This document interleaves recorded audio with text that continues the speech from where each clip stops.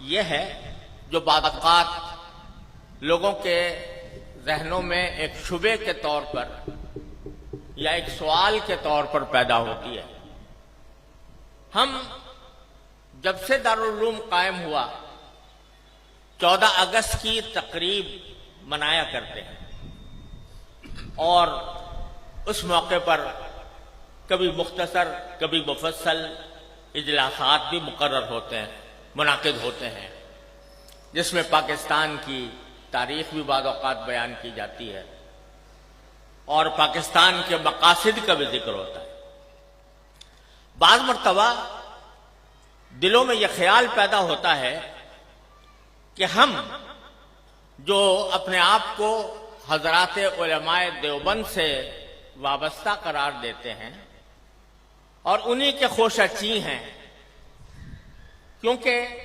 ہمیں اس بات پر مکمل اعتماد، الحمدللہ مکمل اعتماد اور یقین ہے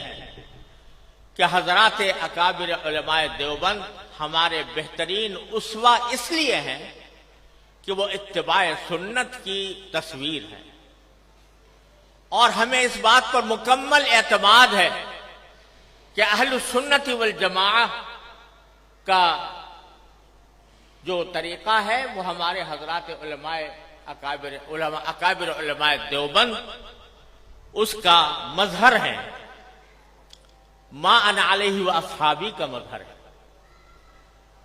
تو چونکہ حضرات علماء دیوبند اور ان کی اتباع میں ہم بحیثیت خدام جامعہ دارالعلوم کوئی دن نہیں منایا کرتے، کوئی کسی کی برسی نہیں منایا کرتے، کسی کی پیدائش کا دن نہیں منایا کرتے، یہاں تک کہ اس کائنات میں سب سے زیادہ عظیم ہستی جو در حقیقت وجہ تخلیق کائنات ہے، جناب محمد الرسول اللہ صلی اللہ علیہ وسلم، آپ کا یوم پیدائش بھی ہم لوگ نہیں مناتے۔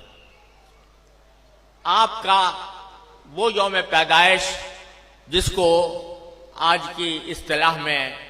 عید میلاد النبی کہا جاتا ہے، وہ بھی ہم نہیں مناتے، لیکن یوم پاکستان مناتے ہیں،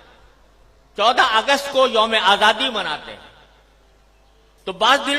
لوگوں کے دلوں میں یہ خیال پیدا ہوتا ہے کہ جب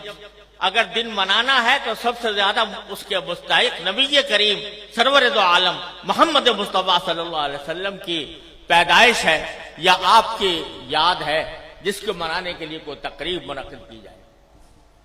کیا وجہ ہے کہ ہم عید میلاد النبی نہیں مناتے لیکن یوم پاکستان مناتے ہیں،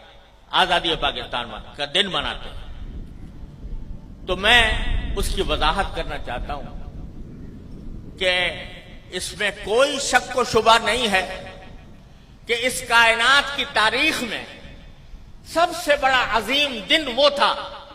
جس میں اللہ تبارک و تعالی نے اس کائنات کی ہدایت کے لیے جناب محمد الرسول اللہ صلی اللہ علیہ وسلم کو مبعوث فرمایا۔ اس سے زیادہ عظیم دن انسانی تاریخ میں کوئی اور نہیں جس میں آپ تشریف لائے،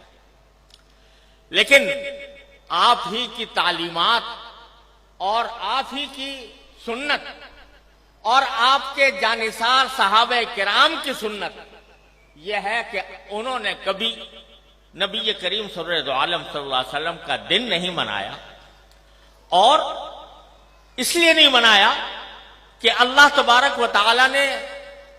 رسول کریم صلی اللہ علیہ وسلم کو اس لیے مبعوث فرمایا تھا تاکہ آپ کی ہدایت کی روشنی سے یہ کائنات منور ہو اور لوگ آپ کی تعلیمات کی اتباع اور پیروی کریں۔ آپ کی ذات والا صفات وہ ہر قسم کی رسمی کارروائیوں سے کہیں بالا تر ہے، اور حضرات صحابہ کرام جو آپ کی زندگی کے ایک سانس کے بدلے اپنی ساری زندگیاں نچھاور کر سکتے تھے، انہوں نے کبھی یہ دن نہیں منایا۔ جب انہوں نے جو کوئی چیز نہ منائی ہو اور انہوں نے اس سے اعتراض کیا ہو اور اس کے بجائے ساری زندگی اتباع سنت کی کوشش کی ہو، اس کو اگر ہم منانا شروع کریں تو دین کے اندر ایک اضافہ ہوگا، دین کے احکام میں ایک اضافہ ہوگا،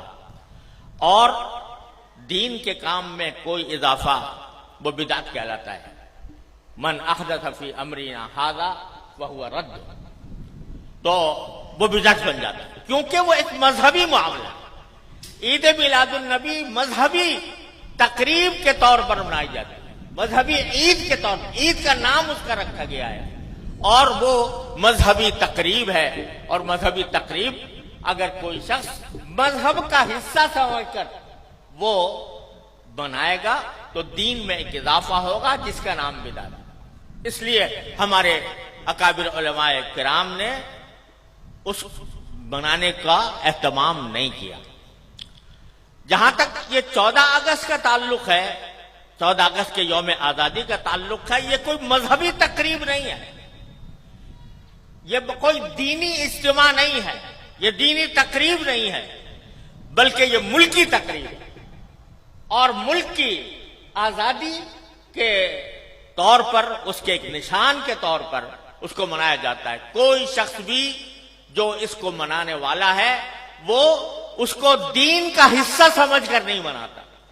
اس کو مذہب کا جز سمجھ کر نہیں مناتا، بلکہ ایک ملکی تقریب ہے۔ ایک ملک کا اللہ تبارک و تعالیٰ نے ایک ملک ہمیں عطا فرمایا، اور ایسا ملک عطا فرمایا جس کی تفصیل مولانا عزیز الرحمان صاحب نے بیان کی ہے، تو وہ ہم ایک ملک کی تقریب کے طور پر بناتے ہیں۔ بدعت اس وقت بنتی ہے کوئی چیز جو شریعت میں نہ ہو اور شریعت کا حصہ اس کو بنا دیا جائے،